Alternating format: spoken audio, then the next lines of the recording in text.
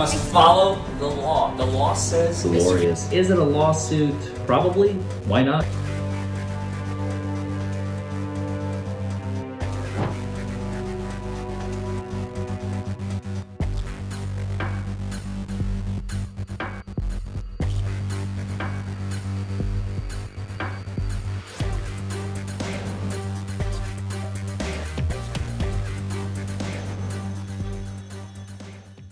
Good afternoon, Miss Hamilton. Good afternoon. How are you? I'm well. How are you? I'm doing great. Okay. We're here for Master Sergeant Gale. Master Sergeant Gale. How do you know Master Sergeant Gale? He's my friend. Do you call him Master Sergeant Gale? Not at all. I call him Sheldon there. Sheldon. We'll call him Sheldon for our conversation. How did you meet Sheldon? We met back in 2019, somewhere along those lines. We were at a VA social event for all the active members and the veterans. I was there with friends. He was there with friends. He was dressed really nice. We started up a conversation. I found out he was from Jamaica. I have lineage in Jamaica, so we just kind of hit it off because of that. That's great. Was he living in the E-Town, Louisville area at the time? Or? No, when I met him, he didn't live here. Do you remember where he lived? Or? I believe it was California. When he did move here, do you remember kind of when he moved here approximately? It's been a couple of years. It's been a couple of years. It was 2021. Yeah, 2021. The evening of the incident kind of that we're here in court today was on October 23rd, 2021. Okay. Do you have kind of a recollection of that night? Yeah. And I don't expect you to remember exact days, but how do you kind of recall it? Okay, so we were on a conversation. He had just got here. So we had already been talking for 2 years, just on and off, just Instagram, whatever. And so when he got here, I was pretty excited. And so we decided we were going to meet up and have dinner. I had gotten off work early, so it was very impromptu. I had a gift to give him. I just got back from Jamaica, so I had a gift to give him. So I was like, let's meet up. And he was like, where am I going to go? And I gave him the address to where I like to go. And so he met me there. Okay, great. Where was that? We went to this place called the Back Door. Oh, and real quick, would you describe your relationship with Sheldon as romantic or friends, or how would you describe it? He's my friend. He's very much so my friend, completely platonic. It's always been that way. And what's your current marital status, or what's your... Well, I'm engaged, but my fiance, he's also Jamaican. He lives in England, though, so, they've met, they've hung out. He's trying to steal my best friend. Sheldon's my friend. He's trying to steal him from me, so. Okay. Tell me about the back door.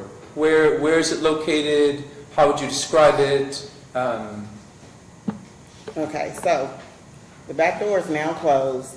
It was a big controversy as to why it closed. It closed suddenly, but it's a place that's got pool tables, it's kind of like a sports type of restaurant bar, billiard in the back. Kind of everyone kind of just goes there to hang out because it's just their motto was from brain surgeons to bikers.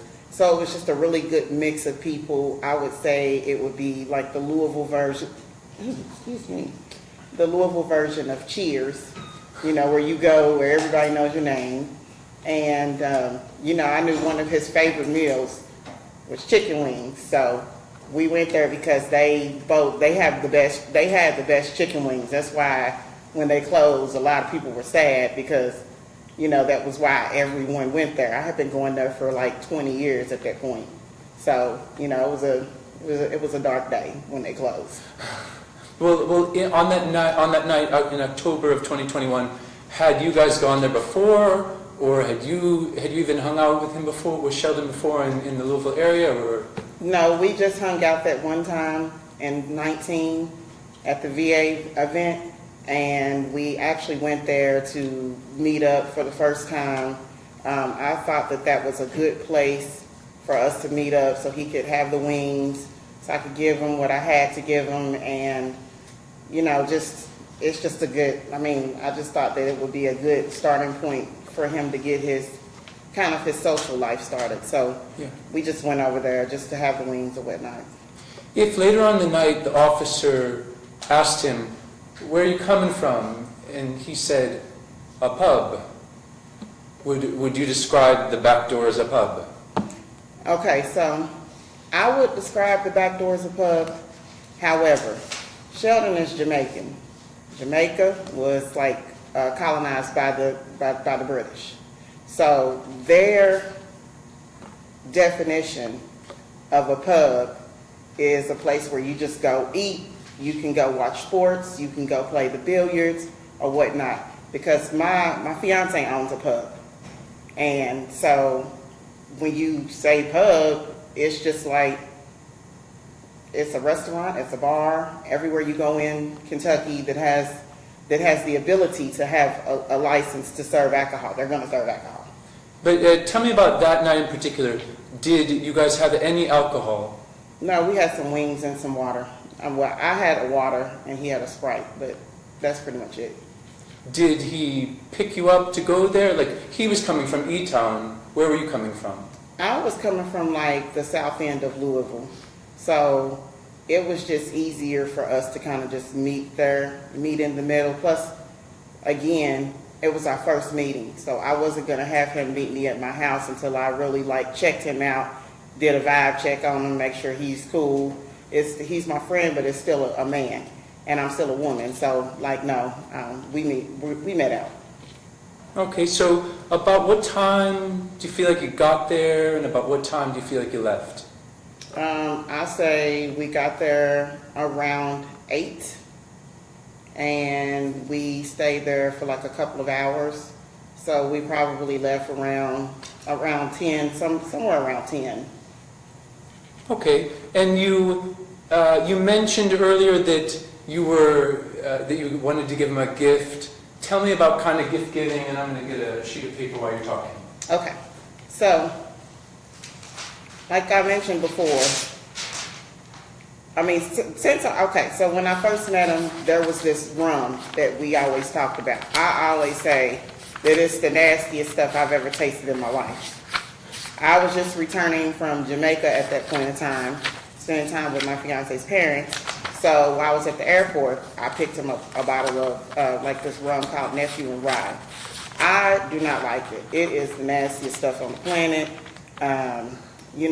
Through the years, he and I, we just exchange stuff. Like, he's always running out of curry for the curry chicken, so I'm always having to bring it to him, like different spices and stuff like that. But when I go out of the country and I go to Jamaica, I always make it a point, either myself or my fiance, to bring him something back because, and more recent, my fiance, but because I know that he's not able to go to Jamaica right now.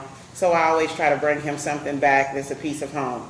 And Nephew and Rye, it is like a big deal there. And so it's like this white Hennessy. I bought a bottle of that for him back in February. So we just always just give each other. I always try to bring him stuff back from when I go over there.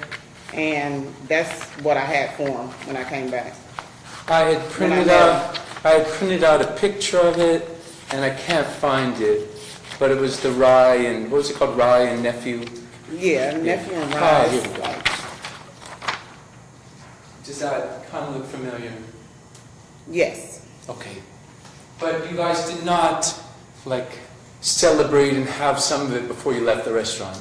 No, because I gave it to him when we left the restaurant. You can't take alcohol in an establishment that serves alcohol from what I know. I just, and I didn't want us to get put out. I didn't want anyone to say anything.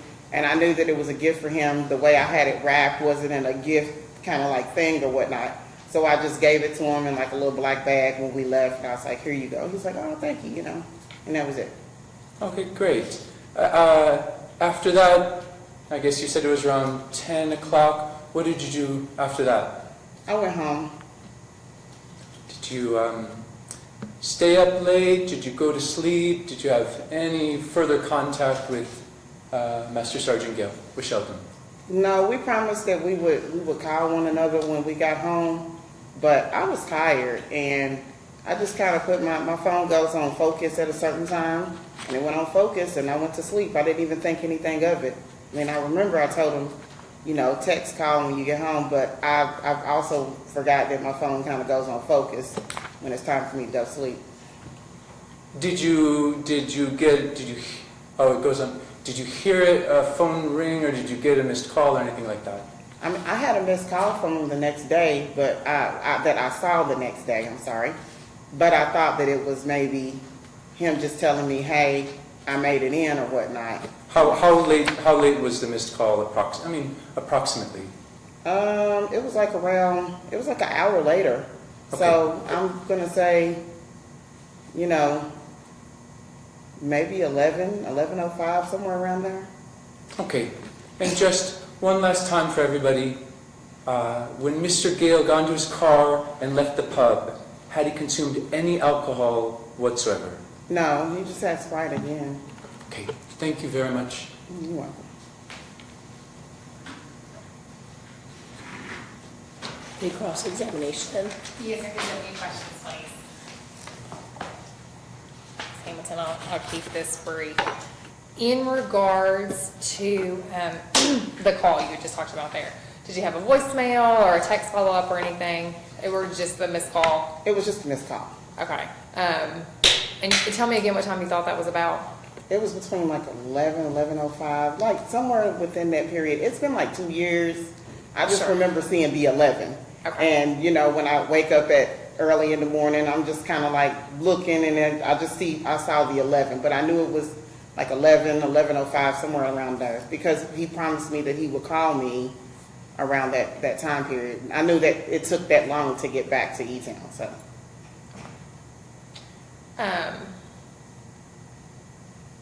Are you familiar with the Heartland Pub here in E-Town, or do you come here at all, really? I don't really come here a lot, so I'm not very familiar with it now. And did he make any statements to you about what he planned to do when he got back to E-Town? No, it was kind of late, and it was cold, so, you know, he said, I'll call you when I get home, so. Okay, and essentially, when you say, he said, when I get home, do you assume actually in his physical dwelling, like his home, or do you mean just kind of back to E-Town? What is your kind of understanding of that phrase?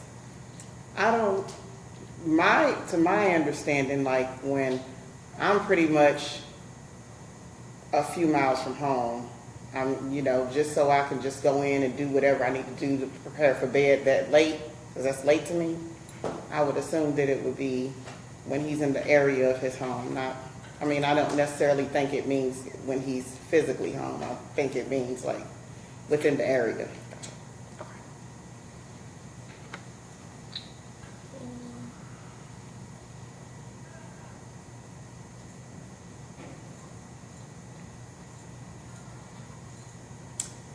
I don't think I have anything else for her. Do those questions raise any others? No, Your Honor. May the witness be finally excused, or does she need to be held for potential future testimony? I'm finally excused. Comfortable as well? That means you're free from your subpoena, so you may listen to the balance of the trial if you desire, or you may be excused. Okay, Thank you.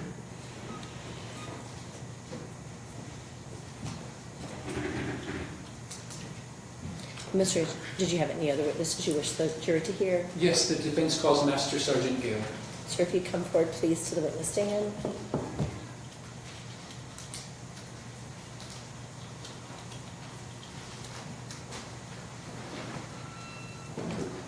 Would you raise your right hand, please, sir? Do you swear or affirm any testimony you may give will be the truth, the whole truth, and nothing but the truth? Yes, ma'am.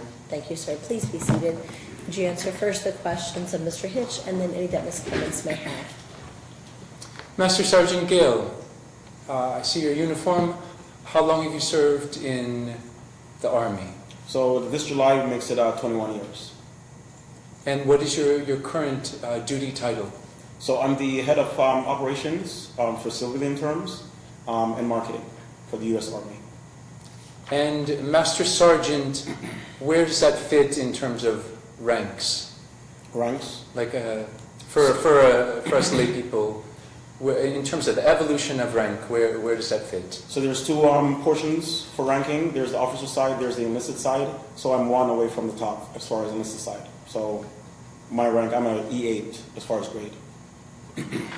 Okay, and you're currently stationed at Fort Knox. Yes, sir. When did you move to the area?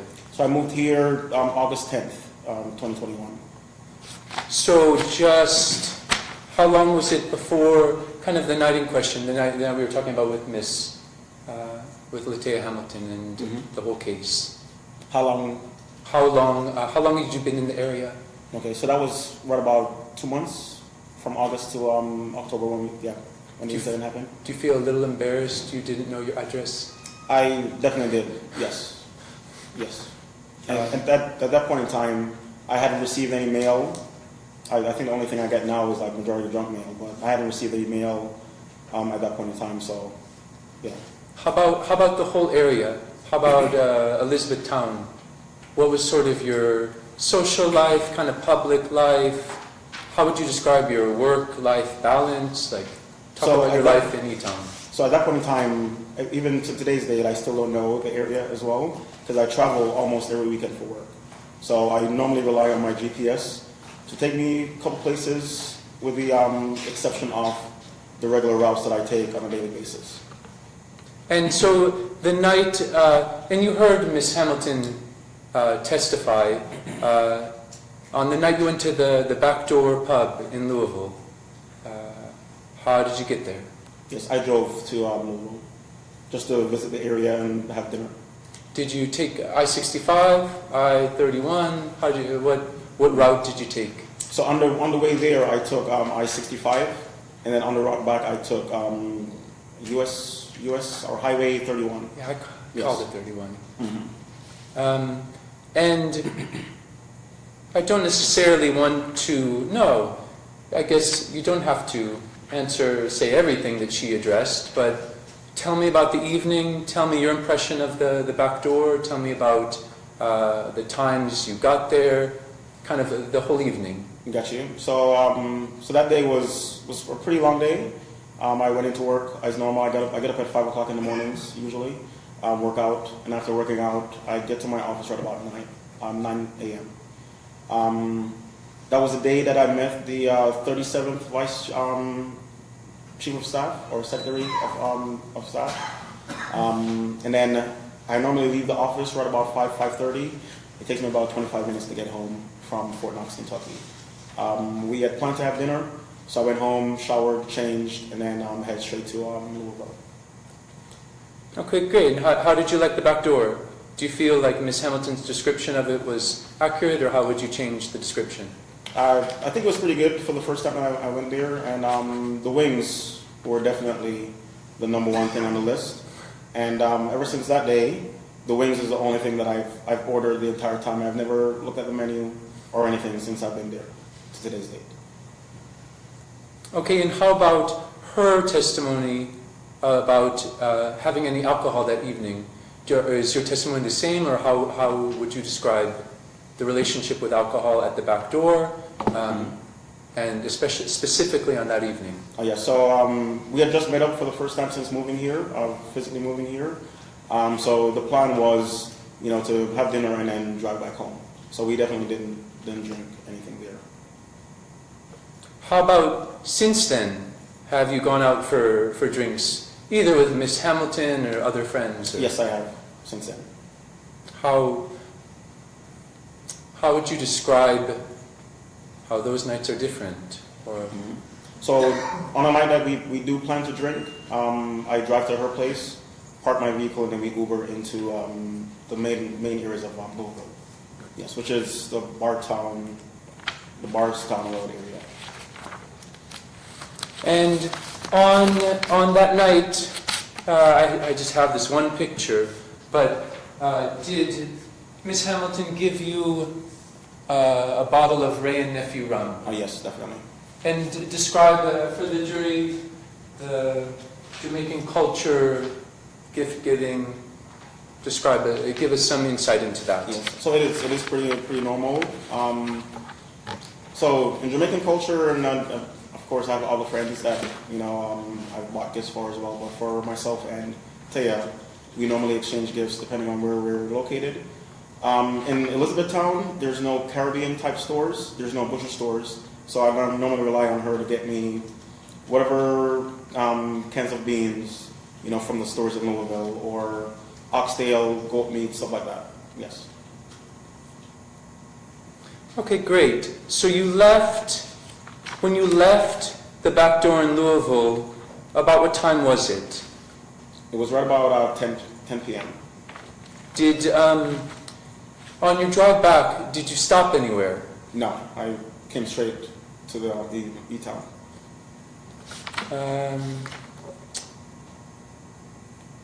Tell us about the actual incident on the night.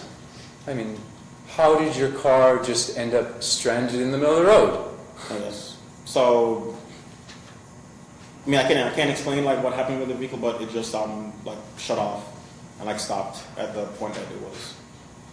Was there a shoulder on the side of the road that you could pull the vehicle over to? No, there's no shoulder. That road is majority like a 2-lane road all the way up to Battle Training Road. So just a 2-lane road. What did you do when it stopped? Like I've been in that experience, but I want to hear your description of what did you do? Car stopped. What did you do? Yeah. So initially, I got out of the vehicle and I popped the hood to check to see if it was a battery issue or whatnot. There was no batteries when I popped the hood, so I had to go around the passenger side. The batteries were under the floorboard. That's where the batteries are. So I checked the batteries and nothing at all. Yes, I tried starting on numerous occasions and just nothing. What'd you do then? So at that point in time, I went back into the vehicle. I called, I met a gentleman here at the gym. His name is Alex. I called him, got no answer. I called Taya, I got no answer, and then I called my boss at the time. Yes, and I got no answer as well. After that, I called two tow truck companies. The first one didn't answer, and then the second one answered, and they told me to stay in the vehicle, make sure that I was safe. When someone is available, they're going to give me a call and let me know what time they're going to come to the location. Why would you... Well, first off, where did you put the bottle of rum in the car when you were leaving? So the bottle of rum was in between the first and second row, under the passenger side seat. Why would you drink rum in the car when you're stranded there?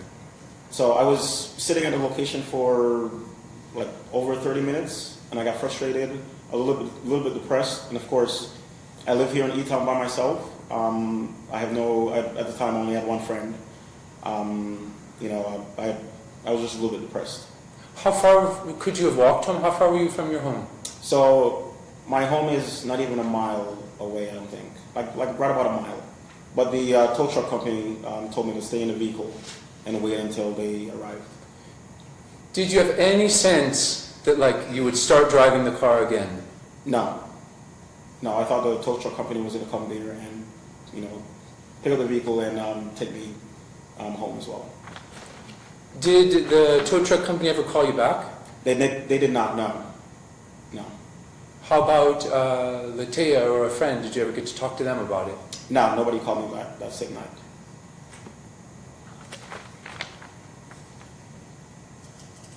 Would you ever drink alcohol and then drive a vehicle? No.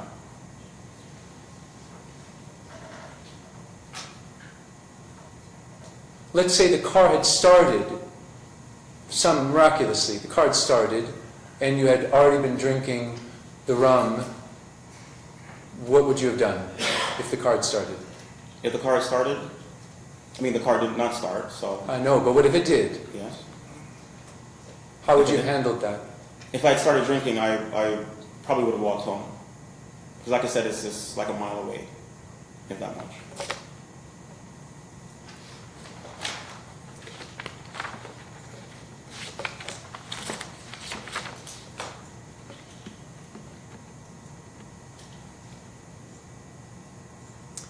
then, I guess we got to get into this. See, to me, that's everything that matters to me. I care about you driving under the influence.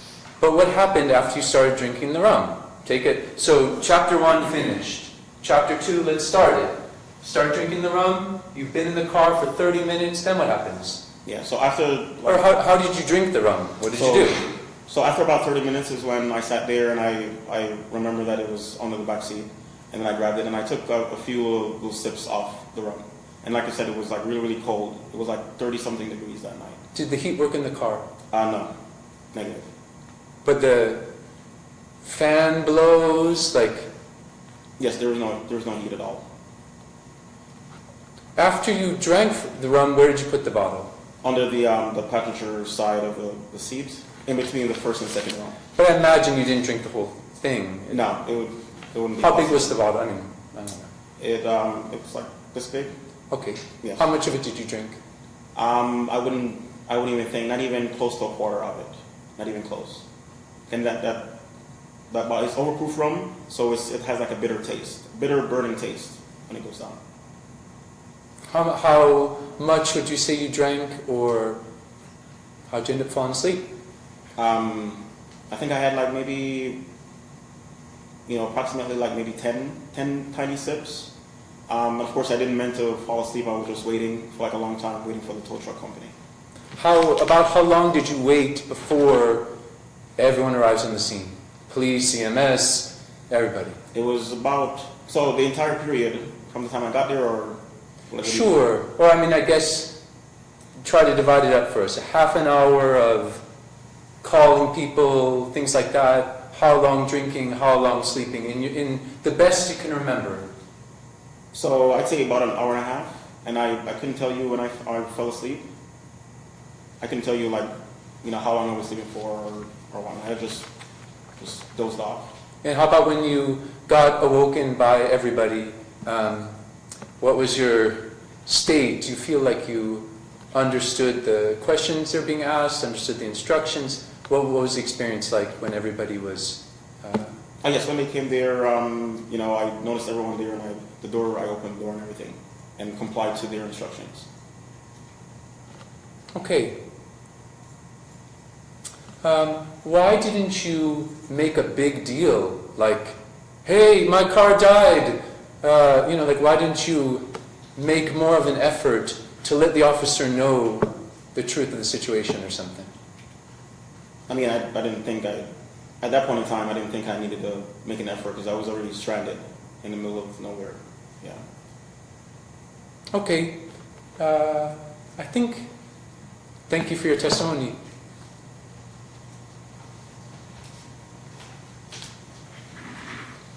This examination. Yes, sir, thank you. Master Sergeant Gale, I keep saying them, I keep inversing them, I'm sorry. yes, Master Sergeant Gale. Okay, I have a couple of questions for you. First question, is your address, or at the time was your address, 146 Cricket Lane? Yes, that is the only place I've lived since I've lived here. Okay, gotcha, here in Elizabethtown, okay. Yes. So when you were stopped there on Pear Orchard, where were you headed? I was headed home. Okay, so you were headed from the back door Yes. to home? Yes. Okay. correct. And you had indicated that you went 31W? Yes. Okay. Why'd you go 31W versus 65? So there's two routes. Sure. That's the only two routes that I know to get back to my place or to Louisville. That just happened to be the route I take, and that's the one I take normally when I travel for work. I get out of the office, I go 31, and it's like a straight shot.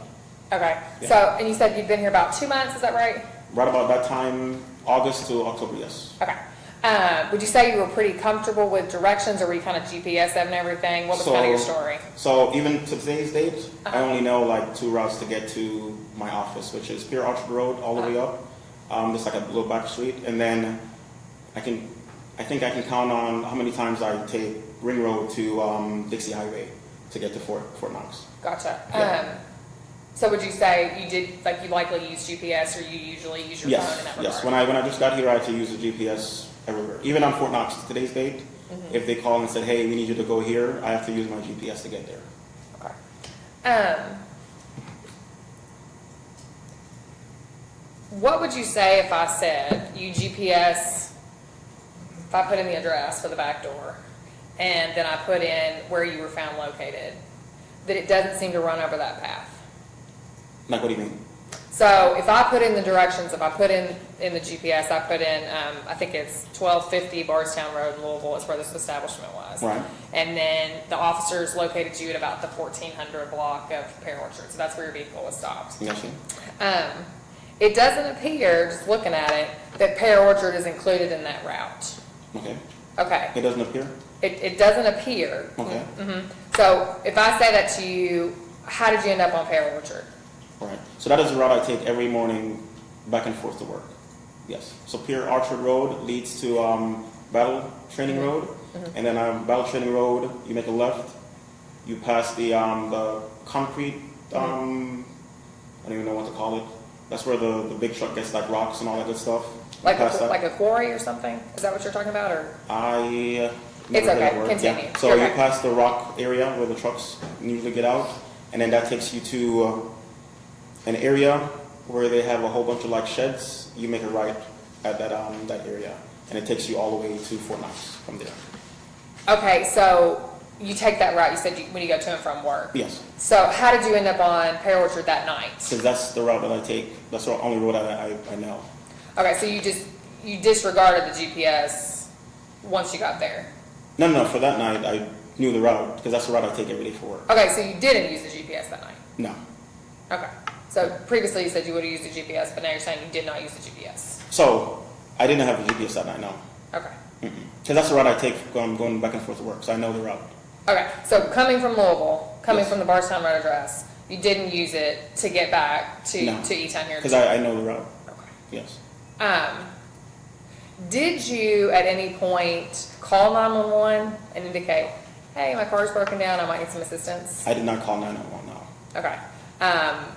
Did you make any other calls after the tow truck? And if you don't mind, which tow truck company did you call that didn't call you back?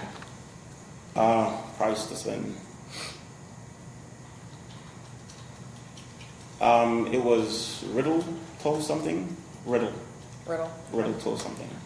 Did you at any point attempt to maneuver your car, if at all possible, into kind of that middle lane there so that cars didn't have to go around you, that sort of thing? No, there's no middle lane. So, okay, there's not even like a turn lane or anything? No, there's It's no just the turn. two? So you're Just kind the barrier that was right there, yes. Okay. Just to reiterate, you said you took about 10 tiny sips of the alcohol, is that correct, sir? Approximately, yes. I couldn't tell you exactly what, Sure. approximately, yes. Okay. And you had nothing else to drink at that time? No. Okay, not at the restaurant, Not not at the anywhere else? restaurant. Okay. What was your intention in your response when you indicated to the officers that you had been to the pub? The intention at the time was coming back from that restaurant in Louisville. Okay. Did you make any other statements to officers in regards to where you've been, where you might be going? I think from seeing the video, I think I referenced visiting the area. I was visiting Louisville at the time. I think that's the only other reference that I made. And so when you were talking about Louisville, you weren't talking about Elizabethtown where they actually found you? No, I was talking about visiting Louisville. Okay. And you didn't recall your address, correct? Correct. Okay. And that your testimony was because of the fact that you were newer to the area? Relatively new, yes. Okay.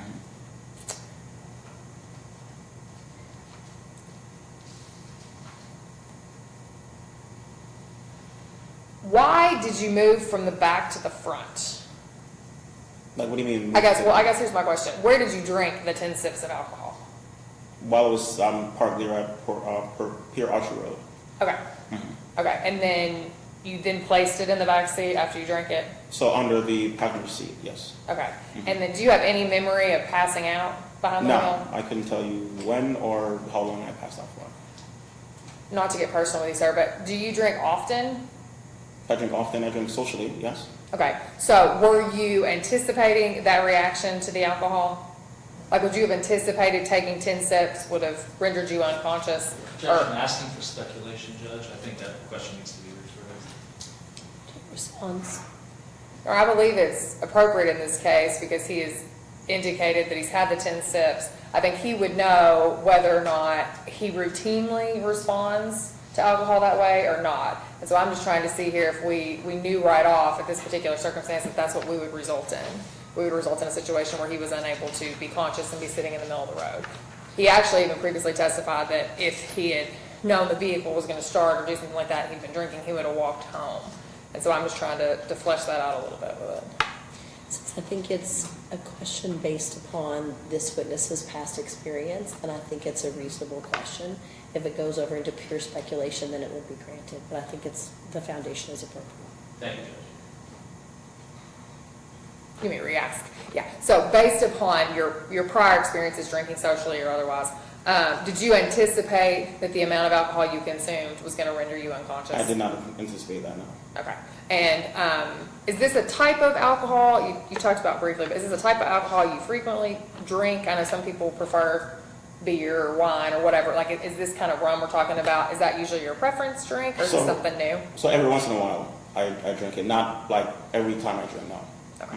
And then, of course, I have 3 bottles now that I bought when I went to New York City recently. So, no.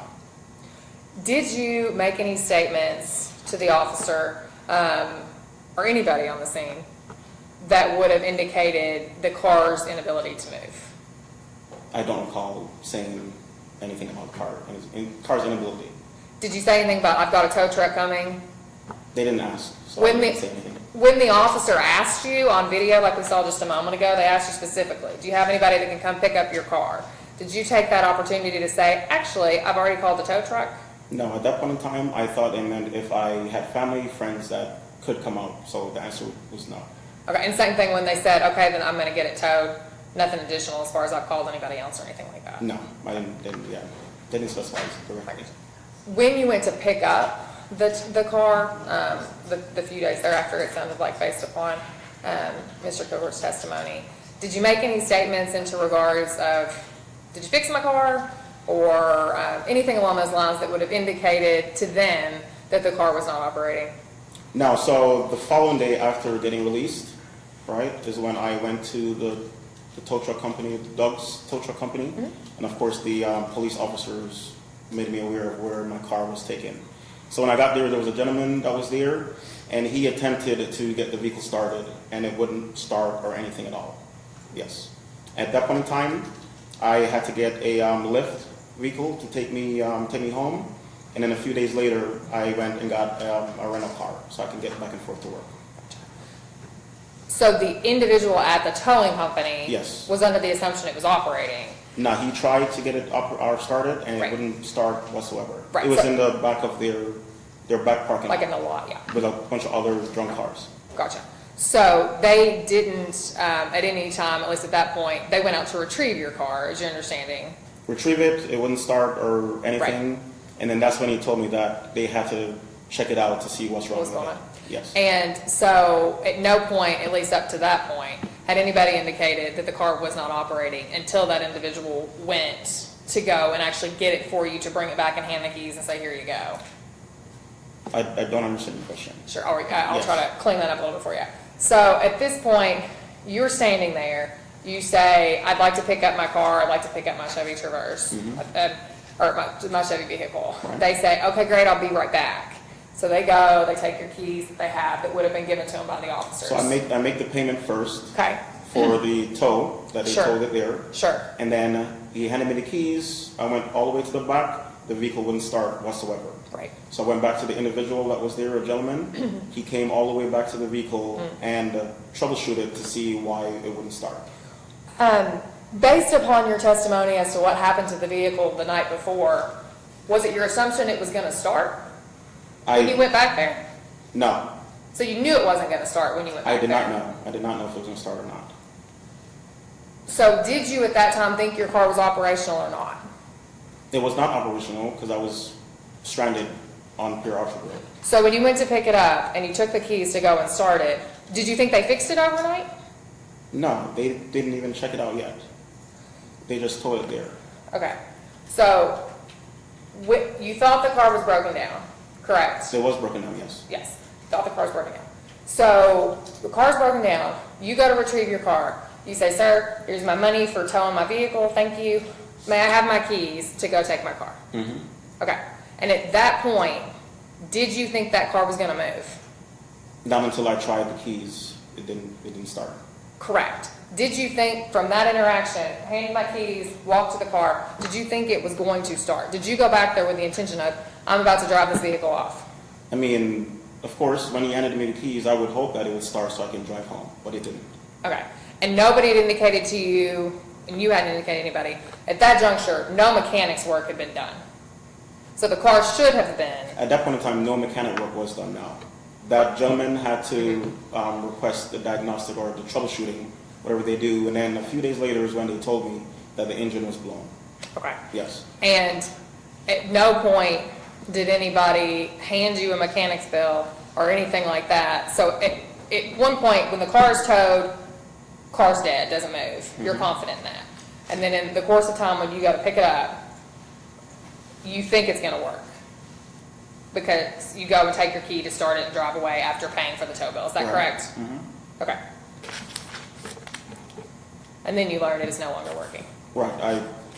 Well, the gentleman had, like I said, the gentleman had to do the troubleshooting first, and a few days later was when I spoke to the gentleman that was previously here. A few days later is when I spoke to him, and he said that the engine was blown, and he asked what I wanted to do at that point in time, and I told him, hey, I'll pay to have the engine completely replaced. Did you take anybody with you when you went to pick up your car? No, I was by myself. I have nobody here. I'm by myself. Okay. Did you My have family members have never been here to Elizabeth Top. Did you put anybody on notice that you may be calling for a ride or anything like that? No, I called the Lyft. The Lyft, And okay. they took me home, and a few days later I had to get to the Enterprise off of Dixie Highway to get a rental car to take me back and forth to work. Okay. I think that's all I have, sir. Thank you. Any redirect? Yes, Your Honor, just one question or two. Just to clarify, I think I'm understanding what you're saying. You're saying that on the night of the incident, the car would not start. Right? But then when you went to the tow company, you had some hope that it may just start. Yes, definitely. But then you found out not only that it did not start, but the entire engine needed to be replaced. Definitely, yes. Okay, thank you. Did those questions raise any others? No. Thank you, sir. You may sit down and proceed with counsel. Mr. Hitch, did you desire any other witnesses? No, Your Honor.